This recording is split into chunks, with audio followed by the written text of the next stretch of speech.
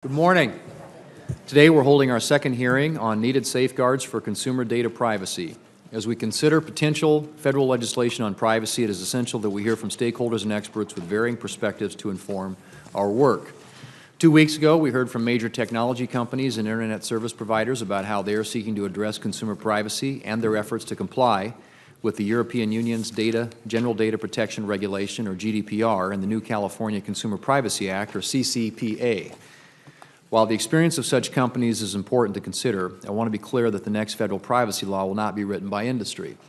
Any federal privacy law should incorporate views from affected industry stakeholders and consumer advocates in an effort to promote privacy without stifling innovation. With that in mind, today's hearing will focus on the perspectives of privacy advocates and other experts. We will also continue to solicit input from additional stakeholders in the days ahead. GDPR and CCPA have undoubtedly spurred our conversation about a national privacy framework, and they give us useful examples as we contemplate federal legislation. Of course, congressional action on privacy is not entirely new.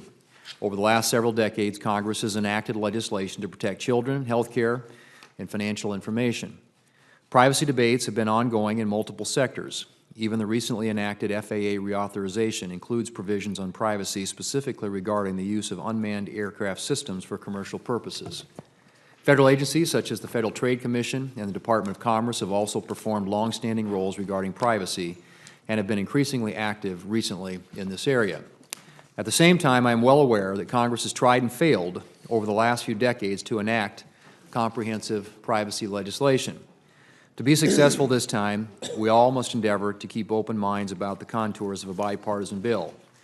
In the wake of Facebook's Cambridge Analytica scandal and other similar incidents, including a vulnerability in Google Plus accounts reported just this past week, it is increasingly clear that industry self-regulation in this area is not sufficient.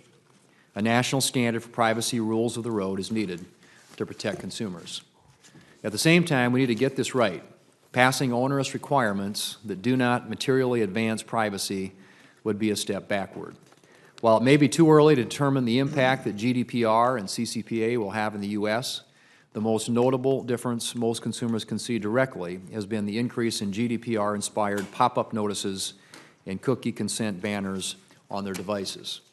As we continue to work toward possible legislation, I encourage my colleagues to challenge what industry told us at our first hearing, but also to examine both the potential benefits as well as the potential unintended consequences of the new rules put forth by the European Union and the state of California.